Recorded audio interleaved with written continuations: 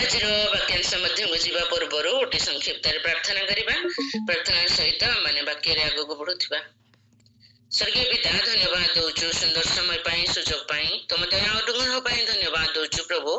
आज प्रभात तुम आम मान जीवन में देखा देच से तुम नाम धन्यवाद दौचु प्रभु। तुम पाद पीठ में बसी समय तुम मुख निःसृत वाक्य आम मैंने किसी विषय ध्यान करने जाऊँ प्रभु। तुम साहाय्य कर तुम वाक्य दे प्रभु आम जपरी तुमको देखापी पारू से निमंते तुम आम समस्त को आशीर्वाद कर। वाक्य को बुझा निमंते ज्ञान दियो मन दियो प्रभु हृदय दियो बोली निवेदन कर परमेश्वर। आम मानकर योग्यता प्रमाण आम मान को तुम पर्यंत धरी रखिछ प्रभु। आम मान को तुम क्षमा देच दया देच प्रभु से निमंते तुम नाम धन्यवाद दौचु। आज प्रभात को तुम हस्तर समर्पण करुचु। वाक्य को श्रोता को वक्ता को प्रत्येक को तुम हस्तर समर्पण करी ए प्रार्थना प्रिय प्रभु जीशु नाम रे मागुछु आमीन। प्रभु नाम धन्यवाद हो प्रभु का नाम गौरव हो। आसतु आम मैंने वाक्यांश मध्य को जाऊँ। आज मोर विषय वस्तु हूँ बहुमूल्य धन। बहुमूल्य धन आपण मैंने जानते जगत में बचापी आम मानू धनर आवश्यकता पड़ी था। से मनुष्य अति प्रभात नहीं रात्रि शोवा समय पर्यंत अक्लांत परिश्रम करे। ए परिश्रम श्रेष्ठता हूँ से किसी पैसा रोजगार करवा जगत में बंचवा किसी आवश्यकता को जोगाड़ कर निमंते से अक्लांत परिश्रम करें। परिश्रम तार अश्रु जाए परिश्रम तार श्रम जाए परिश्रम तार झाड़ रूप में बही जाए मात्र तार श्रेष्ठता समस्त को प्राप्त हुई न थाए। अक्लांत परिश्रम कर शेष लोक मैंने यथेष्ट धन संपत्ति पाई पारि न थांती। मात्र परमेश्वर आज आम मान को केतोटी धन विषय कहवाई जाऊँगी जहाँकि आम मान जीवन निमंते अत्यंत आवश्यक अटे एवं अक्लांत परिश्रम कर पाई पारु नथिबा धन ठारू अति बहुमूल्य अटे। से मोर आज विषय वस्तु हूँ बहुमूल्य धन। यही धन गुड़िक विषय आम मैंने किसी विषय ध्यान करने जावा। प्रभु ये वाक्य गुड़िक द्वारा आम समस्त को आशीर्वाद करंतु साहाय्य करंतु बुझा निमंते। आसतु जानिबा ये धन गुड़िक कौन। प्रथमे देखिबा ज्ञानर पूर्ण निश्चयता रूप धन। ये धन को पाइबा निमंते आपण माने खोलंतु मो संगरे कलसीय पुस्तक तार 2:2-3 पद। एटी गोटे सुंदर धन विषय लिखा जाइछि। कलसीय तार 2:2-3 पद। एटी लिखा जाइछि मोर उद्देश्य ही जेपरी सेमानक हृदय उत्साहित हुए पुणी सेमाने ज्ञानर पूर्ण निश्चयता रूप समस्त धन प्राप्त हेबा निमंते अर्थात ईश्वरक निगूढ़ तत्व जे ख्रीष्ट ताहांको जानिबा निमंते परस्पर प्रेम रे संयुक्त हुअंती। सही ख्रीष्टंक ठारे ज्ञान और बुद्धि रूप समस्त धन निहित अछि। से ख्रीष्टंक ठारे ज्ञान और बुद्धि रूप समस्त धन निहित अछि। यही धन एक विरल धन अटे। यही धन एक बहुमूल्य धन अटे। यहाँ पाइबा निमंते 2 पदरे केते सुंदर भाव लिखा जाइछि सेमाने ज्ञानर पूर्ण निश्चयता रूप समस्त धन प्राप्त हेबा निमंते अर्थात ईश्वरक निगूढ़ तत्व जे ख्रीष्ट ताहांको जानिबा निमंते परस्पर प्रेम रे संयुक्त हुअंती। सकाळରୁ राति पर्यंत अक्लांत परिश्रम न करे परस्पर प्रेम रे संयुक्त हुअंती। या द्वारा आमे माने कोन जानिबा ईश्वरक निगूढ़ तत्व को जानि परिबा एवं ए ईश्वरक निगूढ़ तत्व होचंती ख्रीष्ट। ख्रीष्टंको जानिबा अर्थात ज्ञानर पूर्ण निश्चयता रूप धन को प्राप्त हेबा। आ ए धन होचै कोन ज्ञान और बुद्धि रूप समस्त धन। आमे सब बेले प्रार्थना करथो हमर पिला मानक निमंते प्रभु सेमानको ज्ञान दियंतु सेमानको बुद्धि दियंतु। मो भी जस्ट टिके आगर प्रार्थना कली हमको ज्ञान दियो प्रभु बुद्धि दियो प्रभु। ए ज्ञान आ बुद्धि होचंदी प्रभु यीशु ख्रीष्ट ताहांको प्राप्त हबा अर्थात ज्ञान एवं बुद्धि को प्राप्त हेबा। एवं ए ज्ञान और बुद्धि होची एभଳି एक धन जहाँ अक्लांत परिश्रम कले आपण माने पाई परबे नहीं, जहाँ धन व्यय कले आपण माने पाई परबे नहीं, जहाँ आपण माननको जगतर जे कोनसे स्थान रे खोजले मध्य मिलबा नहीं मात्र ता ख्रीष्टंक ठारे अछि। ख्रीष्टंक पाइबा अर्थ ज्ञान और बुद्धि रूप समस्त धन को आमे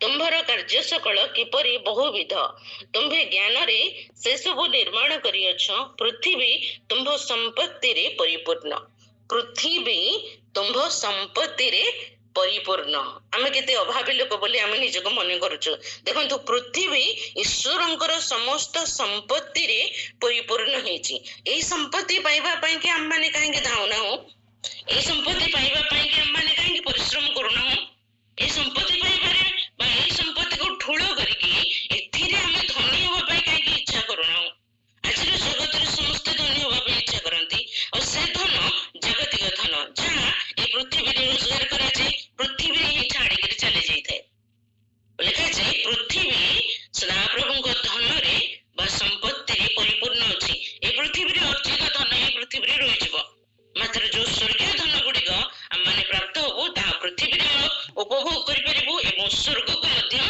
सांगरे नेकी जाय परिबू जो धन आमको जगतरु स्वर्ग पर्यंत नेकी चली जाय परिबो से धन को पाइबा निमंते आम मैंने आज सकाळ रे चेष्टा करू प्रभु हम समस्त को आशीर्वाद करंतु आम मैंने द्वितीय गोटे धन देखिबा पई जिबा जहां आपण माने पाइ परिबे हितोपदेश तार 10 ର 22 पद एटी गोटे धन विषय लिखा जाउची ता होची आशीर्वाद रूप धन हितोपदेश तार 10 ର 22 पद एटी गोटे सुंदर धन विषय लिखा जाय सदा प्रभु को आशीर्वाद धनवान करे पुणी से ताहा संगरे दुख जोग करंती नहीं सदा प्रभु को आशीर्वाद धनवान करे आशीर्वाद रूप धन सदा प्रभु को आशीर्वाद रूप धन जदि हम माने पाई परिबो ताहाई हम मान को धनवान करिवो जगत रे एई धन विरल अटे कारण ए धन हम मान को जगत रे पाइबा निमंते हेले जागतिक परिश्रम करिवा पर आवश्यकता पड़िबो नहीं जगत जहा दिए ताहा जागतिक धन हिसाब रे रही जाइते मात्र ईश्वरंको बा सदा प्रभुंकर आशीर्वाद मान को जगत देई परिबो नहीं यह केवल ईश्वरंको ठारे अछि बा सदा प्रभुंको ठारे अछि एई आशीर्वाद पाइबा निमंते आमे माने चेष्टा करू लेखा जाय से ताहा संगरे दुख जोग करंती नहीं आपण माने हितोपदेश पुस्तक रे देखिबे बा उपदेश करे देखिबे बा गीत संहिता रे मध्ये अनेक स्थान रे लिखा जाय परिश्रम अक्लांत परिश्रम करंती सोलोमन लिखंती सूर्य तळे मनुष्य जे जे परिश्रम रे परिश्रांत हुए तही रे तार की लाभ ता अर्थ से अक्लांत परिश्रम करे जो धन संचय करे बा जो धन को रोजगार करे बा जो धन को पाइबा निमंते से अक्लांत परिश्रम करे ता सहित से दुख को पाई थाए दुख जड़ित होई थाए लुह जड़ित होई थाए एवं से धन पाइबा पई से दिबा रात्र परिश्रम करे तेरे खाई पारेनी कि सोई पारेनी अक्लांत परिश्रम भितरे शरीर क्षय पाए मात्र एठी प्रभु कहउछंती से आशीर्वाद रूप धन रे धनवान करंती पुणी से ता संगरे दुख जोग करंती नहीं प्रभु को नाम रो धन्यवाद हो प्रभु आमान को आशीर्वाद रूप धन रे धन्य होबा पई चाहंती प्रिय माने प्रभु आमान को अनेक दिन धरि ए पर्यंत संभाली करी गानी अछंती ता मध्य रे से आमान को अनेक आशीर्वाद दैचंती ए आशीर्वाद रो धन आमे माने संचय करके रखिबार आवश्यकता अछि एई धन रे हम माने धनी होबा निमंते दिवारात्र चेष्टा करिबार अछि प्रभु आमान को आशीर्वाद करंतु हम माने किपरि आशीर्वाद रूप धन प्राप्त होई परिबा सेति निमंते चेष्टा रे थाओ आ गोटे धन विषय हम माने देखिबा पई परिबा ता होछि सत्कर्म रूप धन आपण ता पाई परिबे प्रथम तिमोथी तार 6 ର 18 पद प्रथम तिमोथी तार 6 ର 18 पद एठी गोटे सुंदर धन विषय लिखा जाय 17 एवं 18 में पढुची लिखा जाय जो माने इह काल रे धनी से माने जेपरी अहंकारी न हुंती एवं अस्थायी धन उपरे निर्भर न करंती बरंच भोग निमंते सकल विषय प्रचुर रूपे आंभ मान को दान करंती जो ईश्वर ताहांको उपरे निर्भर करंती पुणी परोपकार करी समस्त सत्कर्म रे धनी हुंती आउ मुक्त हस्तरे ओ उदार भाव रे दान करंती एथि निमंते समानंको आज्ञा दियो लिखा जाए परोपकार करी समस्त सत्कर्म रे धनी हुंती। ପାଆନ୍ତି। ଏଇ ଧନ କଣ? ସତ୍କର୍ମ ରୂପ ଧନ। ସତ୍କର୍ମ ରୂପ ଧନ। ସତ୍ କର୍ମ କରିବା ବର୍ତ୍ତମାନ ଯୁଗରେ ଗୋଟେ ମହଙ୍ଗା ବିଷୟ ଅଟେ, ସବୁଠାରୁ କଷ୍ଟକର ବିଷୟ ଅଟେ। କାରଣ ଆପଣ ଜାଣନ୍ତି ପୃଥିବୀ ଶେଷ ହେବା ପାଇଁ ଯାଉଛି, ଜଗତ ଧ୍ୱଂସ ହେବା ପାଇଁ ଯାଉଛି, ଅନ୍ୟାୟ ଅନୀତି ଦୁର୍ନୀତି ବ୍ୟଭିଚାର ଏଥିରେ ବଢିବାରେ ଲାଗିଛି। ଏଇ ଭିତରେ ସତ୍କର୍ମ କରୁଥିବା ଲୋକମାନଙ୍କର ସଂଖ୍ୟା ଧୀରେ ଧୀରେ କମିବାରେ ଲାଗିଛି ବା ବହୁତ କମ ଅଟେ। ଆଉ ସତ୍କର୍ମ କରିବା ପାଇଁ ସାହସିକ ଲୋକମାନେ ମଧ୍ୟ ଦରକାର ଅଛି।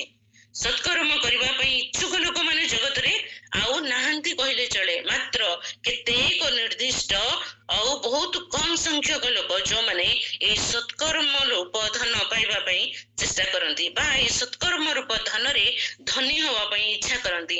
ଏଠି 17 ପଦରେ ଅନେକ ଜାଗତିକ ଧନ ଗୁଡିକ ବିଷୟରେ ଲେଖାଯାଇଛି। ଏଇ ଜାଗତିକ ଧନର ପଛରେ ନ ଯାଇ ମାତ୍ର ଯେପରି ସେମାନେ କଣ ସକଳ ବିଷୟ ପ୍ରଚୁର ରୂପେ ଆମ୍ଭମାନଙ୍କୁ ଦାନ କରନ୍ତି ଯେ ଈଶ୍ୱର ତାହାଙ୍କ ଉପରେ ନିର୍ଭର କରିବା ନିମନ୍ତେ ସେ ଆଜ୍ଞା ଦେବା ପାଇଁ କହୁଛନ୍ତି। ଏଇ ସମସ୍ତ ସେମାନଙ୍କୁ ଆଜ୍ଞା ଦିଅ। ଲୋକମାନେ ବୁଝନ୍ତୁ, ଲୋକମାନେ ଜାଣନ୍ତୁ ଏବଂ ଲୋକମାନଙ୍କୁ ଆଜ୍ଞା ଦିଅ ଯେପରି ସେମାନେ କଣ କରିବେ, ସମସ୍ତ ସମ୍ପତ୍ତି ସମସ୍ତ ବିଷୟ ଗୁଡିକ ଯୋଉ ଈଶ୍ୱର ଦାନ କରୁଛନ୍ତି ତାଙ୍କ ଉପରେ ନିର୍ଭର କରିବେ ଏବଂ ଏଇ ସତ୍କର୍ମ ରୂପ ଧନରେ ଧନୀ ହବା ପାଇଁ ଚେଷ୍ଟା କରିବେ। ସତ୍କର୍ମ ରୂପ ଧନ। ସତ୍କର୍ମ ଆପଣଙ୍କୁ ଜଗତରେ ସ୍ଥିର କରିବ।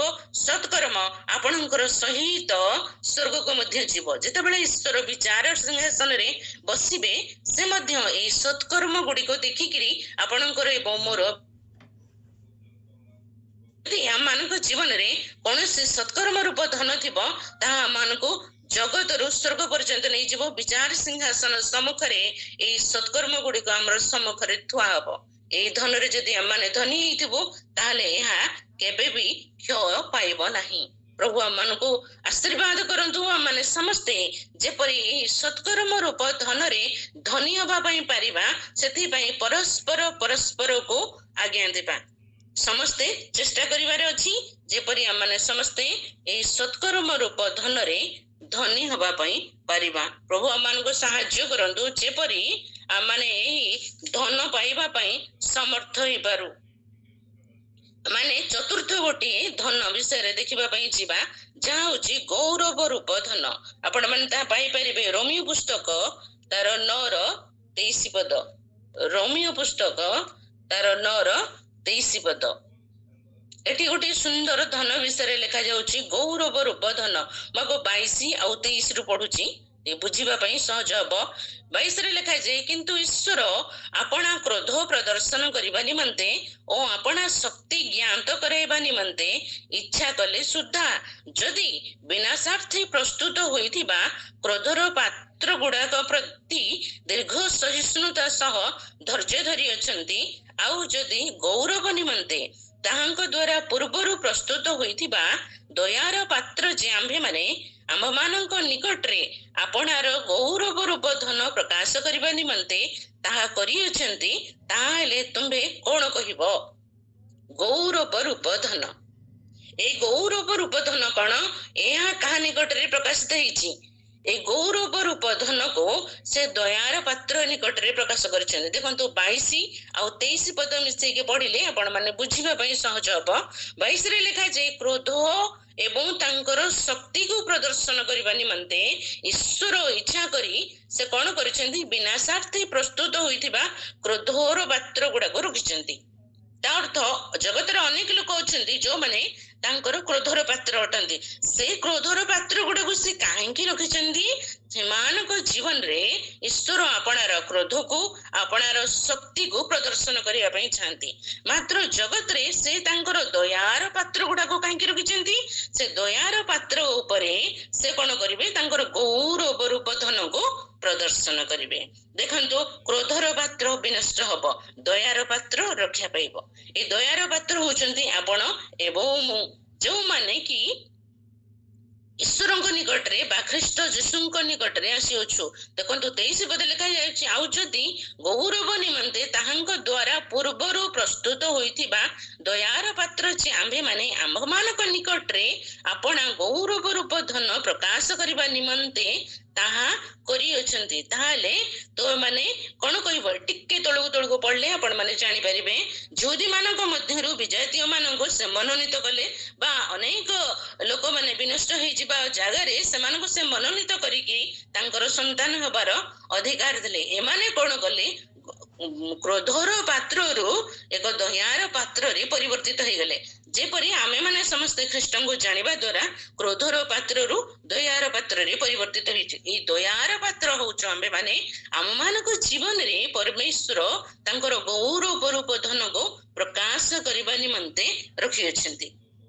ଗୌରବ ରୂପ ଧନ ଆମମାନେ କେତେ ଯୋଗ୍ୟ ଅଟୁ? ଆମମାନଙ୍କର ଜୀବନ ପ୍ରତିଦିନ କେମିତି ଅଛି? ଆମମାନଙ୍କର ଜୀବନରେ ପ୍ରତିଦିନ ଆମେ କେତେ ପାପ କରୁଛୁ, କେତେ ଅପରାଧ କରୁଛୁ, କଣ କଣ ସବୁ ଚିନ୍ତା କରୁଛୁ, କେତେ ବେକାରରେ ଆମର ସମୟକୁ ଆମେ ମାନେ ନଷ୍ଟ କରୁଛୁ। ଆମମାନଙ୍କର ଜୀବନ କେମିତି ଅଛି? କିନ୍ତୁ ପରମେଶ୍ୱର ଆମମାନଙ୍କୁ ଦୟାର ପାତ୍ର କରିଛନ୍ତି। ଆମମାନେ ଭାଙ୍ଗି ଯାଇଥିବା ପାତ୍ର ଥିଲୁ, ଆମମାନେ ଅଯୋଗ୍ୟ ପାତ୍ର ଥିଲୁ, ଆମମାନେ ଅସଜଡ଼ା ପାତ୍ର ଥିଲୁ, ଆଉ ଆମେମାନେ ବିନଷ୍ଟ ହେବା ପାଇଁ ଯୋଗ୍ୟ ପାତ୍ର ଗୁଡାକ ଥିଲୁ, ଅଦରକାରୀ ପାତ୍ର ଭାବରେ ଥିଲୁ। ମାତ୍ର ପରମେଶ୍ୱର ଆମମାନଙ୍କୁ ଦୟାର ପାତ୍ରରେ ପରିବର୍ତ୍ତନ କରିଛନ୍ତି। ଏବଂ ସେ କାହିଁକି ପରିବର୍ତ୍ତନ କଲେ? ଯେପରି ତାଙ୍କର ଗୌରବ ରୂପ ଧନ ଆମ ଜୀବନରେ ପ୍ରକାଶିତ କରନ୍ତି। ତାଙ୍କର ଗୌରବ ରୂପ ଧନ ଆମ ଜୀବନରେ ସେ ପ୍ରକାଶ କରନ୍ତି। ସେଥି ନିମନ୍ତେ ପ୍ରଭୁ ଆମମାନଙ୍କୁ ତାଙ୍କର ଦୟାର ପାତ୍ର କରିକି ରଖିଛନ୍ତି। ଗୌରବ ରୂପ ଧନ, ଏହି ଗୌରବ ରୂପ ଧନକୁ ଆମ ଜୀବନରେ ଆମେ ପ୍ରକାଶ କରିବା, ଅର୍ଥାତ୍ ଖ୍ରୀଷ୍ଟଙ୍କର ଗୌରବ ଆମ ଜୀବନରେ ପ୍ରଦର୍ଶନ କରିବାର ଅଛି। ଆମମାନଙ୍କର ଜୀବନକୁ ବଦଳେଇବାର ଅଛି, ଆମମାନଙ୍କର ଜୀବନକୁ ଆହୁରି ସଜାଡ଼ିବାର ଅଛି, ଆମମାନଙ୍କର ଜୀବନକୁ ଆହୁରି ନୂତନତା ଦେବାର ଅଛି, ଯେପରି ଆମ ଜୀବନରେ ପ୍ରଭୁଙ୍କର ଗୌରବ ପ୍ରକାଶିତ ହୁଏ।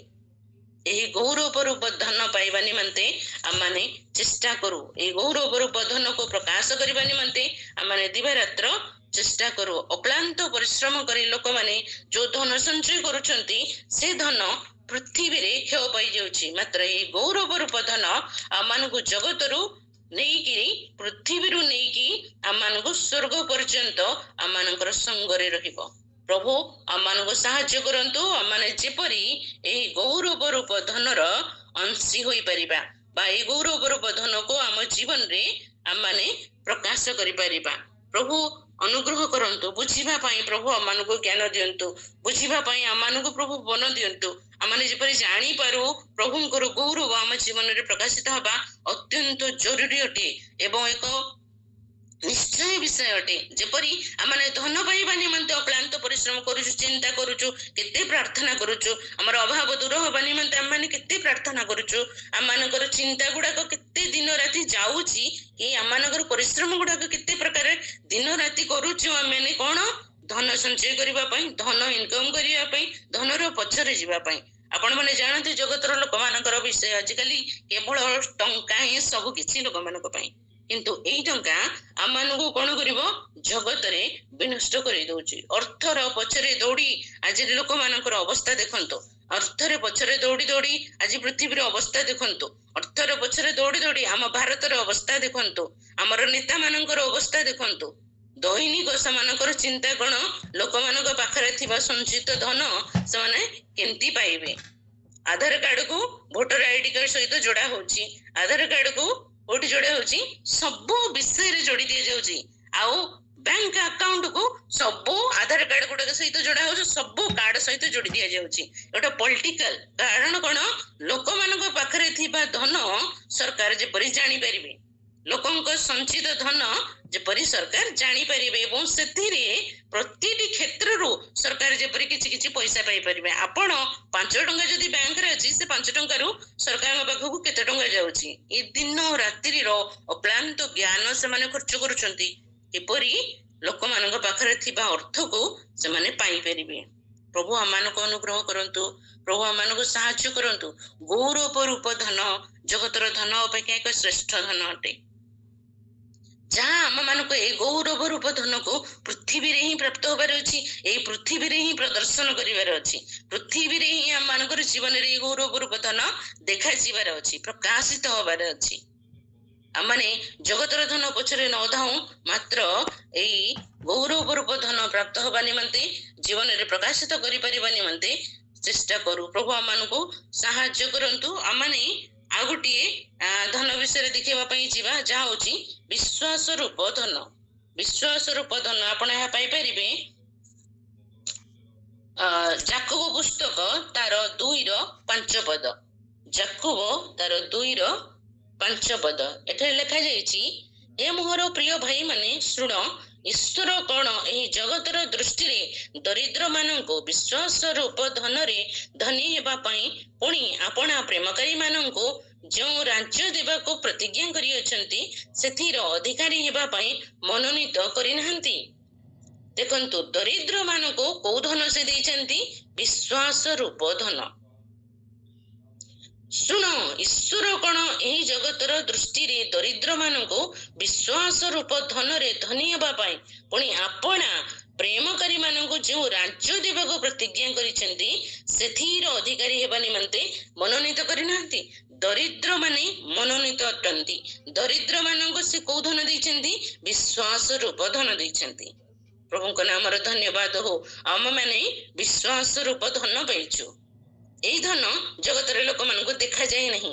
एई धन को आम जगतर लोक मानक देखई पारि न थाउ, मात्र एई धन किए देखुचंती, ईश्वर देखुचंती। आ से कोन करूचंती, विश्वास रूप धन रे धनी हेबा पई देइछंती।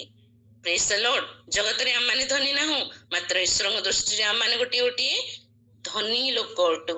प्रभु आशीर्वाद करंतु आम मानक बुझिबा पई वाक्यर निगूढ़ सत्य सत्य गुडी को। पुणी से कोन कहउचंती, तांकर प्रेमकारी मानक जो राज्य देवाको से प्रतिज्ञा करिसेंती सेथिर अधिकारी हेबा निमंते से मनोनीत करिसेंती। दरिद्र माने पृथ्वी रे अधिकारी होंती नहीं। दरिद्र माने पृथ्वी रे नगण्य अटंती। दरिद्र माने पृथ्वी रे न्यून अटंती, नीच अटंती। लोक मानक दृष्टि रे समानकर जीवन यात्रा देखा जाए नहीं। सेमाने अति हीनमान्यतार सहित जीवन यापन करते, किंतु ईश्वर सम्मुख रे सेमाने गोटे गोटे धनी अटंती।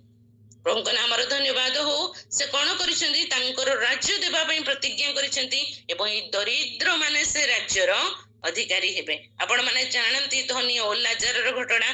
सेठी कौन घटुची, लाजर दरिद्र ईश्वरंकर सम्मुख रे से राज्यर अधिकारी होचंती, अब्राहम को कोळरी बसचंती, किंतु धनी नरक रे जंत्रणा भोग करूछे।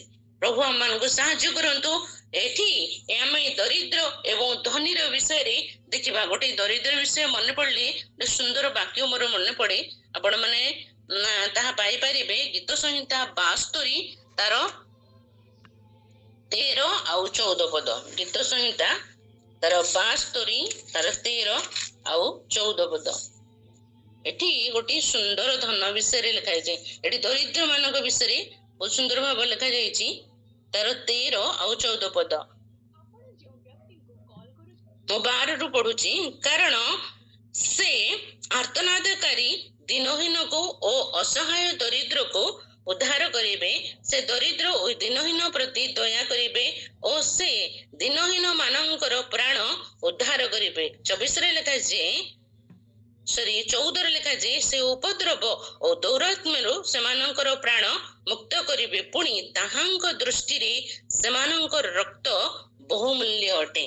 दरिद्र रक्त परमेश्वर दृष्टि रे बहुमूल्य अटे। ताहांक दृष्टि रे सेमानंकर रक्त बहुमूल्य अटे। देखंतु दरिद्र दिन किपरि पृथ्वी रे अतिबाहित होउची। दरिद्र जीवन पृथ्वी रे किपरि भाबरे अतिबाहित होउची। सेमाने किपरि भाबरे दिन काटु अछंती, मात्र परमेश्वर को दृष्टि रे सेमानंकर जीवन एते बहुमूल्य अटे। परमेश्वरंकर दृष्टि रे सेमानंकर दिन एते बहुमूल्य अटे।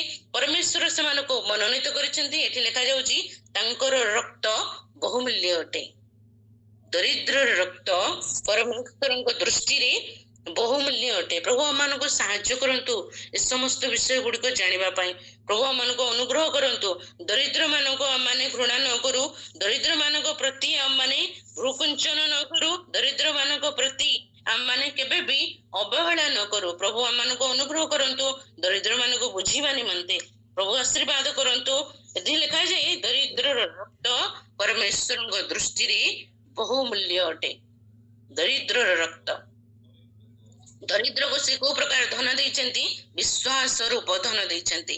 एई धन एक एभली एक धन्य जहा को से जगत रे पाइबा सहित ख्रीष्टन सहित पाइबा सहित पृथ्वी रे नेबा सहित स्वर्ग रे मध्य संचय करी रखु। जहार जेडे विश्वास से सेडे बड़ धनी। जहार जेते अधिक विश्वास से सेते अधिक धनी। विश्वास रो अनेक गुडी प्रकार भेद अछि। केते केते प्रकार विश्वास की प्रकार विश्वास जो जो प्रकार विश्वास जहार थिबो से सही प्रकार धन रे धनी हेतु। प्रभु आमन आशीर्वाद करंतु बुझीबा निमंते आम माने शेष धनटी ऊपर को जाउथिबा जहाँ आपण माने पाई परिबे चिर सहिष्णुता रूप धन। आपण ता पाई परिबे रोमियो पुस्तक 2:4 पद। रोमियो पुस्तक तार 2:4 पद। एठी गोटे सुंदर धन विषय लिखा जाए किंबा ईश्वर कृपा जे तुमको मन परिवर्तन आड़ को घेनी जीवा को चेष्टा करे यह न जानी तुम्भे की ताहांकर कृपा धैर्य और चिर सहिष्णुता रूप धन सबु तुच्छ करुअछ। चिर सहिष्णुता रूप धन सबु तुच्छ करुअछ। देखंतु आमे माने पाइथिबा धन को जगत रे संचय करी रखिबा निमंते केते चेष्टा करूछु, केते ज्ञान संचय करूछु, केते भाबरे लोक मानको मध्ये पचेरी आजिकाली का बैंक सिस्टम गुडको एते सब क्रिटिकल हेबार लागिची ताको साधारण लोक माने बुझी मध्ये पारो नांती।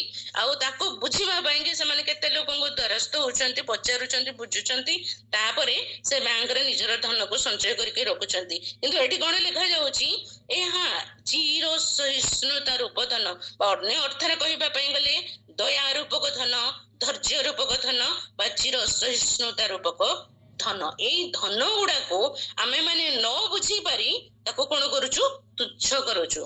बैंक रे धन को आमे बुझी पारु ना किंतु ताको किपरि भाबरे जतन रे सहित रखिबो पचेरी पचेरी बुझी बुझी चिनी चिनी की पढ़ी पढ़ी करी ताको आमे काम रे करूछु। किंतु ए जो धन एठी रखा हेसी ए धन गुडी को पाइबा निमंते आम माने चेष्टा तो दूर करथा मात्र को आमे तुच्छ करूछु।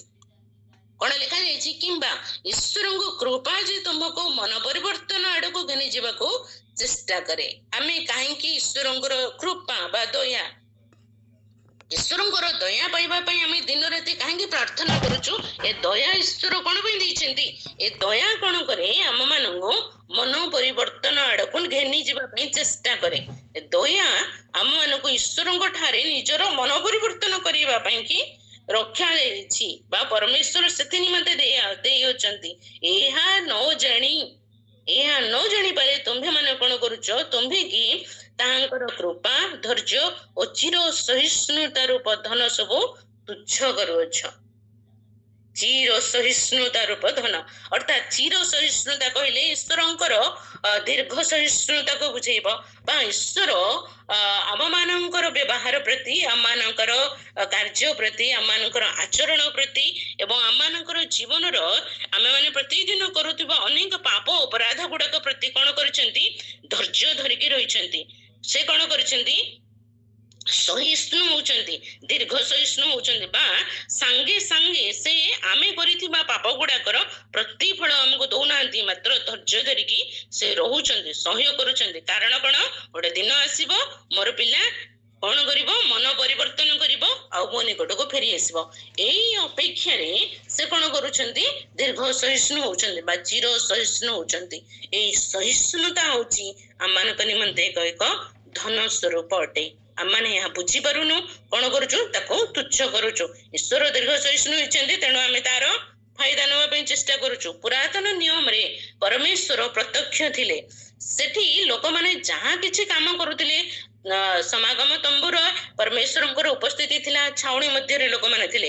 ଲୋକମାନେ ଛାଉଣି ମଧ୍ୟରେ ଥିବା ସମୟରେ କଣ କଣ କହୁଥିଲେ, କଣ କଣ କରୁଥିଲେ, କେମିତି ବ୍ୟବହାର କରୁଥିଲେ, ଆଉ ବାହାରେ ଯିବା ଭିତରେ ଆସିବାରେ ପ୍ରତିଟି କ୍ଷେତ୍ରରେ ଲୋକମାନଙ୍କର ଜୀବନକୁ ପରମେଶ୍ୱର ସିଧାସଳଖ ଦେଖୁଥିଲେ, ଶୁଣୁଥିଲେ, ଜାଣୁଥିଲେ ଏବଂ ସାଙ୍ଗେ ସାଙ୍ଗେ ତାର ସେ ପ୍ରତିଫଳ ସେମାନଙ୍କୁ ଦଉଥିଲେ, ଛାଡୁ ନଥିଲେ, ପ୍ରତ୍ୟକ୍ଷ ଥିଲେ ସେଠି। ପ୍ରଭୁ ବର୍ତ୍ତମାନ ନୂତନ ନିୟମରେ ପ୍ରଭୁ ଏଠି କଣ କରୁଛନ୍ତି? ଚିର ସହିଷ୍ଣୁ ହେଇଛନ୍ତି, କୃପା ଦେଇଛନ୍ତି, ଦୟା ଦେଇଛନ୍ତି, ଅନୁଗ୍ରହ ଦେଇଛନ୍ତି। ଏ ଦୟା ଏବଂ ଅନୁଗ୍ରହ କଣ କରୁଛି? ଈଶ୍ୱରଙ୍କୁ ସହିଷ୍ଣୁ କରାଉଛି, ଆମ ମାନଙ୍କୁ ମନ ପରିବର୍ତ୍ତନ କରିବା ନିମନ୍ତେ ସୁଯୋଗ ଦଉଛି। କିନ୍ତୁ ଆମେ ମାନେ କଣ କରୁଛୁ? ଏଇ ସହିଷ୍ଣୁତା ରୂପ ଧନକୁ ତୁଚ୍ଛ କରିକି ଆମ ଜୀବନରେ ଆମେ ଆମର ମନ ଇଚ୍ଛା ଚାଲୁଛୁ। ଏହା ଦ୍ୱାରା କଣ ହବ? ଏ ସହିଷ୍ଣୁତା ରୂପ ଧନ ଆମେ ହରେଇ ବସିବୁ ଏବଂ ପରମେଶ୍ୱର ଏଇ ଧୈର୍ଯ୍ୟ ମଧ୍ୟ ହରେଇ ବସିବେ। ଶେଷରେ କଣ ଘଟିବ? ଈଶ୍ୱରଙ୍କର କ୍ରୋଧ ଘଟିବ ଏବଂ ଫଳସ୍ୱରୂପ ଆମେ ମାନେ ତାଙ୍କ ବିଶ୍ରାମରେ ପ୍ରବେଶ କରିବା ପରିବର୍ତ୍ତେ କ୍ରୋଧରେ ବିନଷ୍ଟ ହେଇଯିବୁ। ପ୍ରଭୁ ଆମମାନଙ୍କୁ ଅନୁଗ୍ରହ କରନ୍ତୁ, ଈଶ୍ୱରଙ୍କ ଚିର ସହିଷ୍ଣୁତା ରୂପ ଧନକୁ ଆମମାନେ ତୁଚ୍ଛ ନ କରୁ, ତାଙ୍କର ଧୈର୍ଯ୍ୟକୁ ଆମମାନେ ତୁଚ୍ଛ ନ କରୁ, ତାଙ୍କର ଦୟାକୁ ଆମମାନେ ତୁଚ୍ଛ ନ କରୁ, ମାତ୍ର ପାପରୁ ମନ ପରିବର୍ତ୍ତନ କରୁ, ଈଶ୍ୱରଙ୍କ ନିକଟକୁ ଫେରି ଆସୁ। ତାହେଲେ ଆମେ ଈଶ୍ୱରଙ୍କ ଠାରେ ଥିବା ତାଙ୍କର ସହିଷ୍ଣୁତା ରୂପ ଧନରେ ଧନୀ ହେଇପାରିବା। ଯଦି ଆମେ ଏଇ ଧନ ଗୁଡିକ ପ୍ରାପ୍ତ ହେଇପାରିବୁ, ତାହେଲେ ନିଶ୍ଚିତରେ ଆମେ ଜଗତରେ ଧନୀ ହେବା ସହିତ ସ୍ୱର୍ଗରେ ମଧ୍ୟ ଗୋଟେ ଧନୀ ଭାବରେ ପରିଚୟ ପାଇପାରିବୁ। ମୁଁ ଆପଣମାନଙ୍କୁ ଆଜିର ସମୟରେ 6ଟି ଧନ ବିଷୟରେ କହିଛି।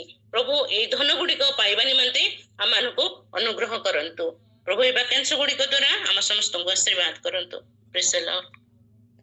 ଆମେନ୍।